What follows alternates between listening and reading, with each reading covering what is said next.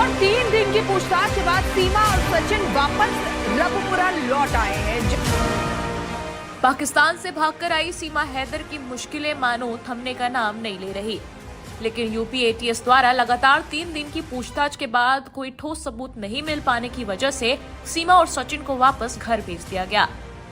बता दें, सीमा हैदर और सचिन मीणा से यूपी एटीएस द्वारा 3 दिन तक पूछताछ करने के दौरान सीमा अपने बच्चों से भी दूर रही। आखिर एटीएस ने सीमा हैदर से क्या क्या सवाल पूछा, इसके बारे में उन्होंने खुद जानकारी दी। सुनिए। अब समझा पाई या ये कोई समझाने वाली बात नहीं थी। उन्होंने पूछा, मैंने सच बोला। अब जो कहेंगे वो वैसा ही करेंगे हम। जी जी। जब जांच चलती हुई कैसे बात हुई आगे कि जो है कोई तीसरा था जिसने आपकी हेल्प करी अंदर घुसने में लिया?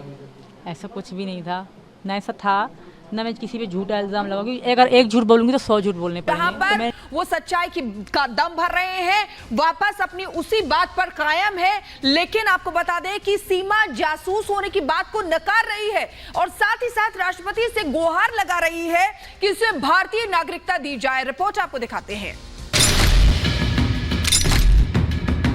हाँ, मेरी मौत इंतजार कर रही है, जिल्लत की मौत पाकिस्तान। मैंने मंगलसूत्र भी पहनाया था, मांग हो गया।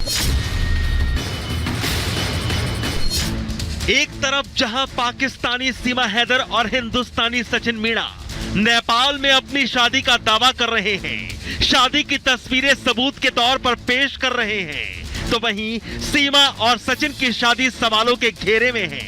जो तस्वीरें सीमा और सचिन ने पुलिस को दिखाई हैं, वो नेपाल के पशुपति मंदिर की होने पर शक खड़ा हो गया है।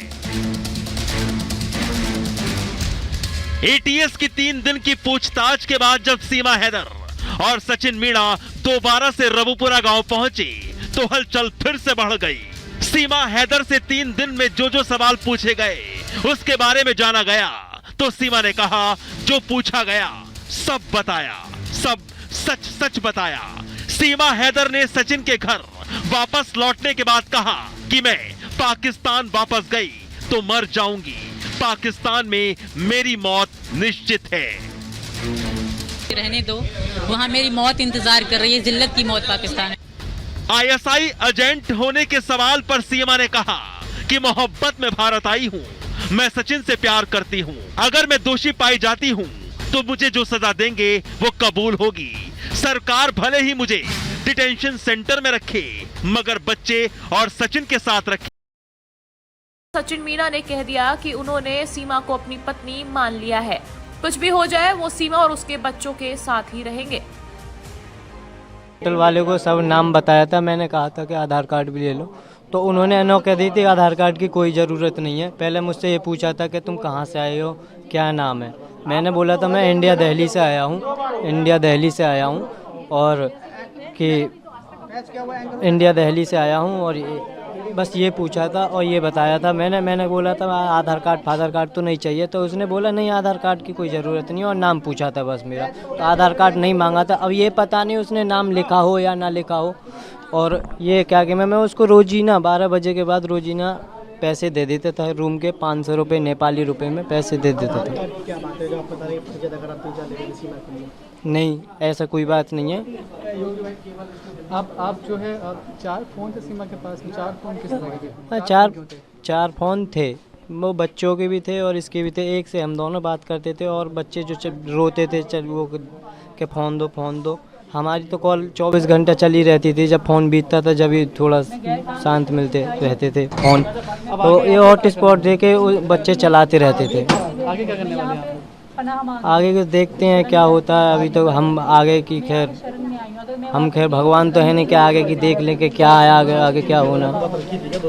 क्या सर? रखी थी करवा चौथ, तो वो इंस्टाग्राम में या टिकटॉक में वीडियो भी पड़ी है करवा चौथ की। अब बात ये चल रही सूचना ये आ रही है कि वापस सर देखिए, मैं खैर ये भी मेरी बीवी है, यहाँ की बीवी हो चुकी है यहाँ पे, और मैं अपनी बहू मानता हूँ इसे, और मेरी घरवाली है।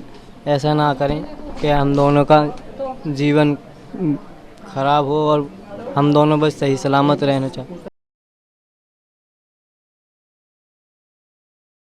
आधार पर सीमा हैदर अब भारत की नागरिकता चाहती है। सचिन मीणा की याचिका हमने मानी है महामहिम देश की राष्ट्रपति महोदय के यहाँ लगाई है, जिसमें हमने मांग की है जैसे इस देश में अन्य नागरिकों को समय समय पर नागरिकता दी गई है, इसी तरह से सीमा सचिन को भी, क्योंकि अब वो भारत की